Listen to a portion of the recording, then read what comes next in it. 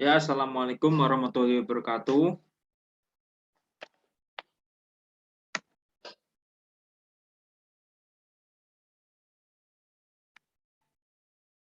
Perkenalkan, nama saya Kamaluddin Nurul Komar, NIM 2021 11399 dari kelas 2P Manajemen. Pada kesempatan kali ini, saya ingin melaksanakan ujian akhir semester Bahasa Indonesia, dosen pengampu Pak Irfai Fatur Rahman. Terima kasih atas soal-soalnya. Langsung saja, nomor 1. Jelaskan pola bentuk gabungan terkait. Jelaskan pola bentuk gabungan terikat. Tuliskan kembali bentuk gabungan terikat berikut ini.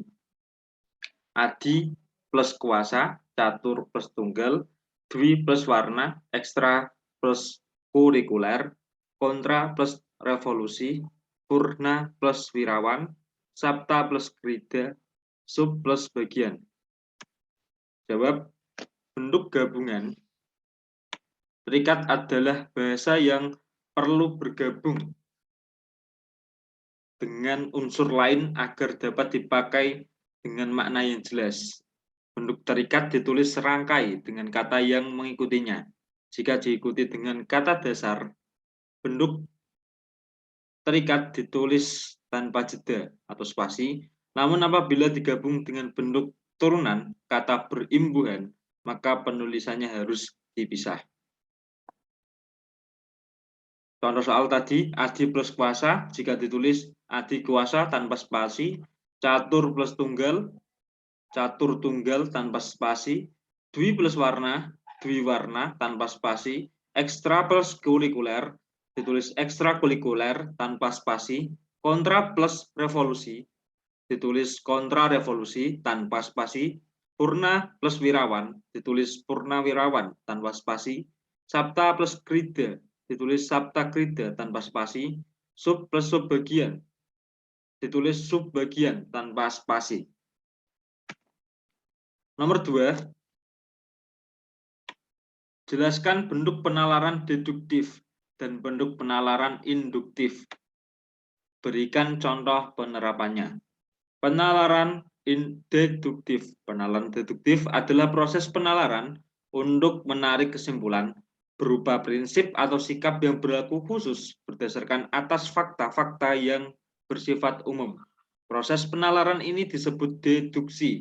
Kesimpulan deduktif dibentuk dengan cara deduksi, yakni dimulai dari hal-hal umum menuju kepada hal-hal yang khusus atau hal-hal yang lebih rendah. Proses pembentukan kesimpulan deduktif tersebut dapat dimulai dari suatu dalil atau hukum menuju kepada hal-hal yang konkret. Contoh, masyarakat di Indonesia konsumtif umum dikarenakan adanya perubahan arti sebuah kesuksesan khusus dan kegiatan imitasi khusus dari media-media hiburan yang menampilkan gaya hidup konsumtif sebagai prestasi sosial dan penanda bentuk sosial. Penalaran induktif. Paragraf induktif adalah paragraf yang diawali dengan menjelaskan permasalahan-permasalahan khusus yang diakhiri dengan kesimpulan yang berupa pernyataan umum. Contoh, pada saat ini remaja lebih menyukai tari-tari dari barat seperti breakdance, shuffle, modern dance, dan lain sebagainya. Begitu pula dengan jenis musik umumnya. Mereka menyukai rock, blues, jazz, maupun rap. Tarian dan kesenian tradisional mulai ditinggalkan dan beralih mengikuti tren barat. Penerimaan terhadap bahaya luar yang masuk tidak disertai dengan pelestarian budaya sendiri. Kesenian dan budaya luar perlahan-lahan menggeser kesenian dan budaya tradisional. Berikutnya nomor 3, jelaskan dan berikan contoh transkripsi dan transliterasi. Transkripsi adalah pengalian tuturan yang berwujud bunyi ke dalam bentuk tulisan atau penulisan kata, kalimat, atau teks dengan menggunakan lambang-lambang bunyi. Contoh, transkripsi sastra lisan, seperti cerita rakyat yang CUK berupa sastra lisan ditranskripsi untuk melestarikan nilai-nilai kearifan lokal yang selama ini hanya diketahui oleh para orang tua, generasi muda sebagai pewaris. Budaya dapat mempelajari nilai-nilai kearifan lokal tersebut dalam membaca hasil transkripsi cerita rakyat tersebut.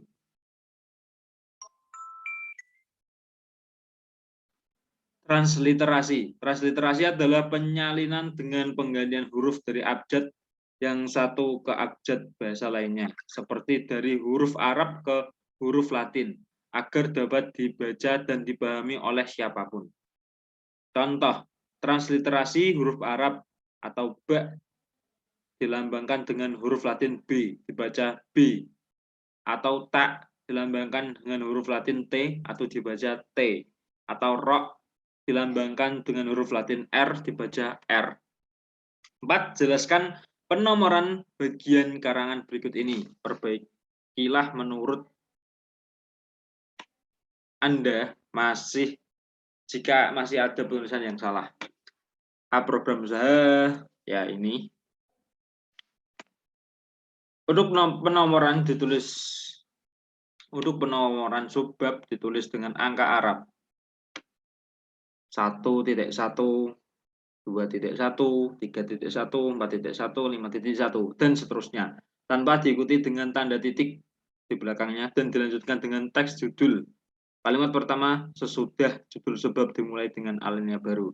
Nomor anak subbab dituliskan dengan angka Arab 1.1.1, 2.1.1, 3.1.1, dan seterusnya, tanpa diikuti dengan tanda titik di belakangnya dan dilanjutkan dengan teks judul. Kalimat pertama sesudah judul anak subbab dimulai dengan alinea baru. Nomor anak-anak subbab ditulis dengan menggunakan angka Arab 1.1.1.1, 2.1.1.1, 3.1.1.1, dan seterusnya, tanpa diikuti dengan tanda titik di belakangnya dan dilanjutkan dengan teks judul. Kalimat pertama sesudah judul anak subbab dimulai dengan alinea baru. A.1 program usaha bab. A.1 program usaha bab 1. Tahap persiapan program subbab 1.1 penerimaan warga belajar anak subbab 1.2 pemeliharaan penyelenggaraan 1.3 pemilihan ketua kejar usaha 1.3.1 musyawarah anak subbab pertama 1.3.2 ditunjuk. Ini tanpa ada titik di belakangnya ya, anak-anak subbabnya. 5. Jelaskan cara penulisan gelar akademik yang benar, kemudian jawab soal berikut ini jika masih salah penulisan agar diperbaiki. Jawab. Pada gelar akademik ditulis dengan tanda titik sebagai antara huruf pada singkatan gelar yang dimaksud. Penulisan gelar dituliskan di antara nama seseorang, antara nama orang dan gelar yang disandangnya ditambah tanda koma. Bayu Maharani STTS R.M. Pratama, M.M. Ini nanti pembenarannya adalah Bayu Maharani, ada komanya, STTS. Terus R.M. Pratama, M.M. Terus Dr. Irfai Fatur Rahman. Dr. Irfai Fatur Rahman, nama, kemudian koma, S.PD, koma, jangan lupa ada komanya, M.P.D. Terus Dr.DRS Muhammad Kanzanuddin, M.P.D. Ya, pembenarannya adalah seperti ini. Prof. Dr. Ahmad Ulin Nuha, M.P.D. 6. Jelaskan penggunaan tanda elipsis, tanda siku, dan tanda kurung. Berikan contoh penggunaan tanda tersebut dalam kalimat. Tanda baca elipsis bentuknya adalah seperti ini, yaitu 3 tanda titik yang disusun secara berurutan. Tanda baca elipsis berfungsi untuk menandakan kalimat yang terputus-putus menghilangkan sebuah kata dalam kalimat. Ada elipsis dipakai dalam kalimat yang terputus-putus. Contohnya, kalau begitu titik-titik mari kita laksanakan. Jika saudara setuju dengan harga itu titik-titik, pembayarannya akan segera kami lakukan. Tanda kurung siku dipakai untuk mengapit keterangan yang ada di kalimat penjelas. Contoh, cara penulisan tersebut dapat dilakukan dengan notasi ilmiah. Contoh dalam tabel, lihat halaman 112. Ada tanda kurung siku, mengapit keterangan. Ulang tahun proklamasi kemerdekaan Republik Indonesia dirayakan secara hikmat. 3 tanda kurung digunakan untuk memberikan penjelasan atau keterangan yang bukan merupakan bagian utama dalam suatu kalimat. Contoh, Bu Siti, istri korban, menjelaskan kejadian perkara tabrak lari. Penulisan kalimat dalam bahasa Indonesia harus sesuai dengan EYD, ejaan yang disempurnakan. Penjelas.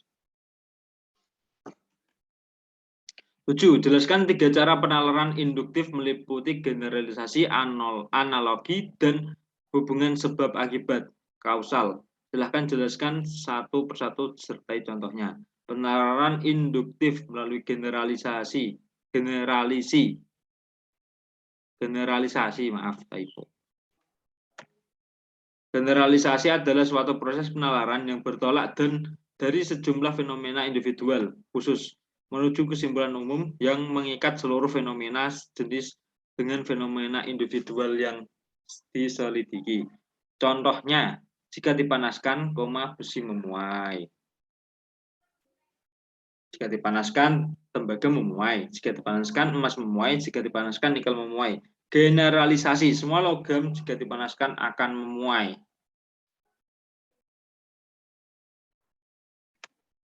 Penalaran induktif melalui analogi. Penalaran analogi merupakan penalaran induktif dengan membandingkan dua hal yang banyak persamaannya. Berdasarkan persamaan kedua hal tersebut dapat diambil kesimpulan. Dengan demikian analogi dapat dimanfaatkan sebagai penjelas atau sebagai dasar penalaran.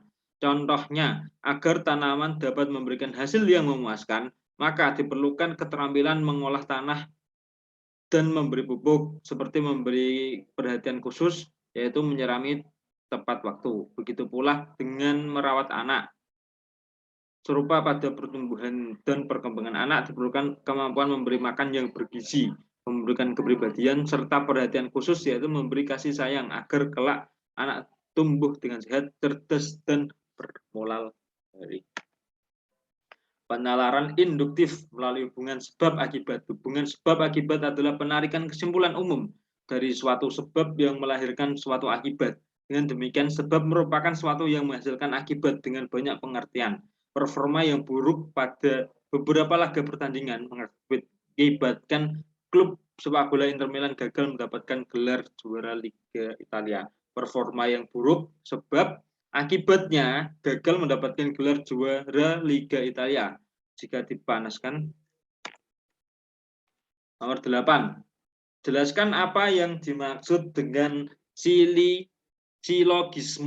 Berikut contoh silogisme. Jawab, silogisme adalah sebuah argumentasi yang proposinya disimpulkan dari dua proposisi lain yang sudah diketahui dan memuat gagasan yang juga sudah diketahui.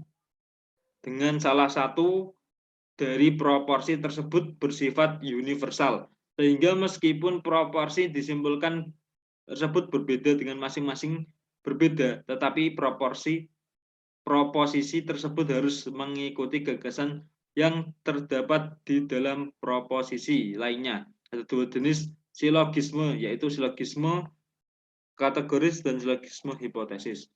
Silogisme kategoris adalah silogisme yang terdiri atau proposisi kategoris atau proposisi yang hubungan antara subjek dan predikatnya tidak memiliki syarat apapun. Contoh, premis mayor, semua mahasiswa bercita-cita tinggi. Premis minor, beberapa di antara kuliah dengan rajin. Kesimpulannya, jadi beberapa yang rajin kuliah bercita-cita tinggi. Silogisme hipotesis. Silogisme hipotesis adalah silogisme di mana premis mayor merupakan sebuah proposisi hipotesis atau proposisi yang menunjuk pada pembenaran yang bersyarat dan premis minor dan kesimpulan berupa proposisi kategoris atau proposisi yang hubungan antara subjek dan predikatnya tidak memiliki syarat apapun. Contohnya premis mayor, jika rusak maka harus perbaiki. Premis minor, mesin ketik saya rusak. Sebenarnya jadi mesin ketik saya harus perbaiki. 9. Apa yang dimaksud dengan konjungsi? Sebutkan jenis-jenis konjungsi dan berikan contoh penalaran konjungsi. Konjungsi koordinatif merupakan konjungsi yang menghubungkan dua unsur atau lebih yang memiliki status sintaksis yang sama. Contohnya dan atau. Tetapi. Contoh, Cinta adalah orang yang periang, sedangkan Adit adalah orang yang pendiam. Konjungsi korelatif adalah konjungsi yang menghubungkan dua kata, frasa, atau klausa yang memiliki status sintaksis yang sama. Contoh, baik maupun tidaknya, tetapi juga demikian, sehingga, entah, dan jangankan. Contoh, bukan hanya Yahira yang bisa menari, tetapi aku juga bisa menari.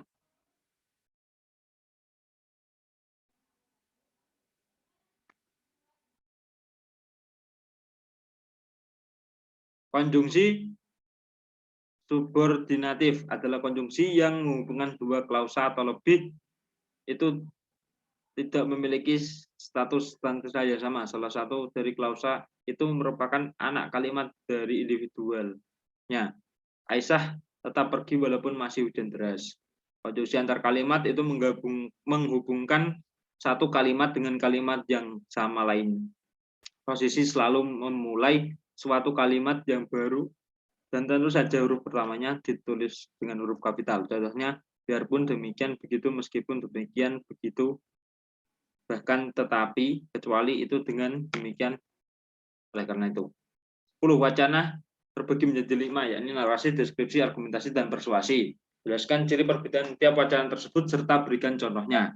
Wacana narasi merupakan wacana yang menceritakan suatu hal atau kejadian melalui penonjolan perilaku atau contoh. Ciri-ciri narasi, terdapat tokoh dan terdapat alur dan konflik yang kroologis. Contohnya, beredar uang palsu Upal yang beredar di kawasan Surabaya Timur, Asmet Syariah, ini contohnya. Sementara Hatib ditangkap koleksioner memberikan rokok dan buah pakai uang palsu di kawasan Kaliranggut. Petugas menyita barang bukti uang palsu senilai 2.020.000 serta 6 bungkus rokok. Wacana eksposisi merupakan jenis wacana untuk memberikan, mengupas, menguraikan, atau menerapkan sesuatu hal kepada penerima pembaca agar yang bersangkutan memahami dalam wacana ini. Diperlukan proses berpikir, ciri-ciri eksposisi, menyajikan informasi tentang suatu hal berdasarkan fakta. Berikut contohnya, sebanyak 44 SD Islam Sidoarjo selama 3 hari melakukan pelatihan guna meningkatkan profesionalitas dan pengelolaan proses belajar mengajar. Pelatihan yang dilakukan Konsorium Pendidikan Islam KPI bekerjasama dengan Yayasan Dana Sosial Al-Falah YDSF ini dilakukan bertahap. Untuk awal minggu ini pelatihan diprioritaskan pada guru IPA dan selanjutnya. Wacana argumentasi merupakan wacana yang berisi tentang ide atau gagasan yang dilengkapi dengan data-data dan bertujuan untuk meyakinkan para pembaca terhadap ide atau gagasan tersebut. Ciri-ciri argumentasi berisi pendapat yang didukung dengan data dari berusaha meyakinkan pembaca dengan yang disajikan. Berikut adalah contohnya. Sekarang ini kita lihat ada yang bertindak membabi buta, jauh dari semangat reformasi. Di dalam tubuh bangsa ini banyak orang yang bukan minta maaf dalam berbuat dosa dan kesalahan, tetapi malah justru meningkatkan perbuatan dosanya itu dengan berlipat ganda. Sampai dengan modus operandinya lebih kurang sama dan selalu mirip. Saya katakan pada Pak Wiranto bahwa kejadian di Banyuwangi berlanjut ke Semanggi ke Ketatapan. Wacana persuasi merupakan wacana yang menjelaskan tentang suatu hal bertujuan untuk meyakinkan pembaca atau pendengar agar menuruti apa yang disampaikan oleh penulis. Ciri-ciri persuasi berisi ajakan kepada pembaca. Pengobatan menggunakan bahan alami seperti tumbuhan sudah lama dikenal masyarakat. Keahlian meracik yang membuat ramuan sering disebut jamu ini adalah salah satu urusan nenek moyang terus kita gali dan kembangkan. Pengajak. Terus wacana deskripsi, istilah deskripsi dalam bahasa Inggris description atau perian. Wacana deskripsi adalah wacana yang menggambarkan suatu sesuai dengan keadaan sebenarnya, sehingga pembaca dapat melihat, mendengar, mencium, dan merasakan apa yang dipahaminya.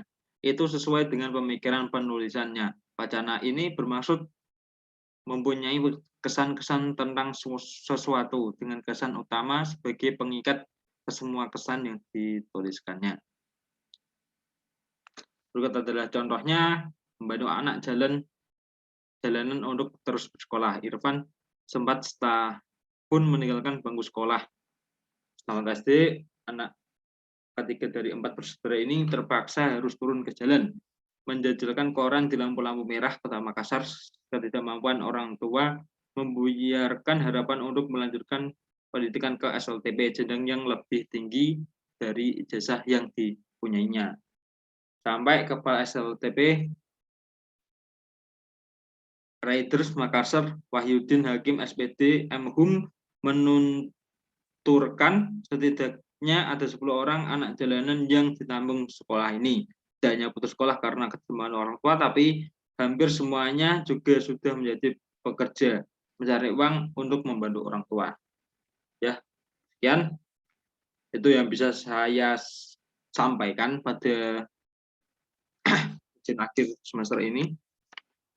Terima kasih pada Bapak Rifai selaku dosen pengampu yang telah memberikan kesempatan untuk memberikan jawaban UAS di link YouTube.